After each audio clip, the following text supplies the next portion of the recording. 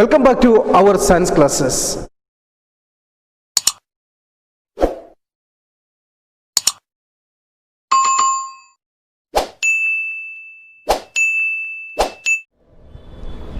Now we are going to learn about how non-metals are found in Earth's crust.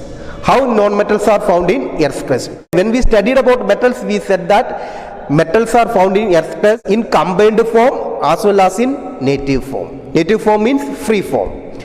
So, but most of the metal they were in combined form. Only few are in native form. Commonly we can say that the non-metals are available in Earth's crust in combined form as well as in free form. For example, oxygen and nitrogen. Oxygen and nitrogen, they are available in Earth's crust in combined form and free form. They are available in combined state and free state. For example, oxygen we inhale, that is available in free state, and nitrogen we know more part of the atmosphere is covered with nitrogen gas. That nitrogen also it occurs in free state. But when we are saying about iron oxide, previously we have taken one example, iron oxide. In the Earth's crust, oxygen is present in combined form. Remember, in atmosphere oxygen is present in free form, but in the Earth's crust it is present in combined form. See that iron oxide. Here oxygen is combined with iron. Such a way they are present. Next, sulfur also present in free state and also in combined state. Sulfur is present in Earth's crust as combined state as well as in free state. In free form, sulfur is present as sulfur, and combined form, sulfur is present as sulfides or sulfates. These are the non-metals we said that they are present in combined form as well as in free state. But there are some non-metals they are present only in free state. So what are the elements?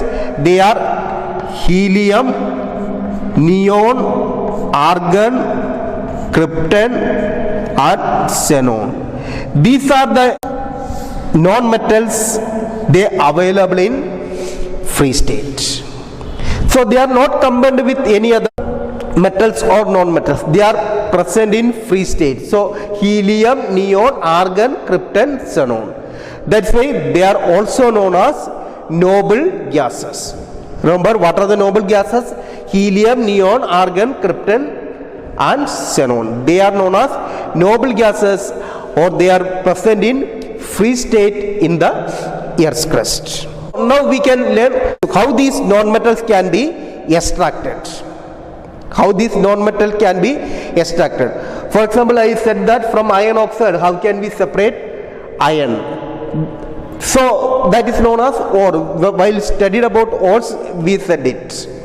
Now we are learning some method to separate the non-metals from their mixtures or from the combined form. So oxygen, nitrogen, argon, they can be separated by a method called liquefaction.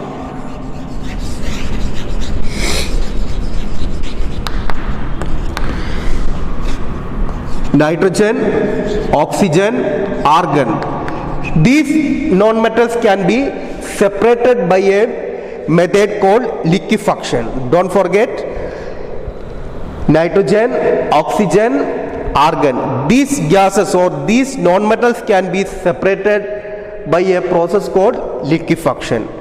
About how liquefaction is done, you will learn it in 9th standard. So sulfur in the free state, it is mined from earth, or even it in sulfur in the combined form, in the sulfide form also, it is mined from earth's crust. And the next one is chlorine. Chlorine can be extracted, or chlorine can be separated from electrolysis of, it can be separated from electrolysis of sodium chloride. Chlorine can be separated or extracted by the electrolysis of sodium chloride. Electrolysis of sodium chloride. Do you know what is sodium chloride? Sodium chloride is nothing but it's our common salt.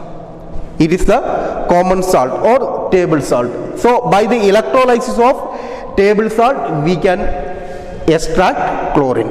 How the electrolysis is done, in the coming lesson we will study. In 8th standard itself we will study about electrolysis.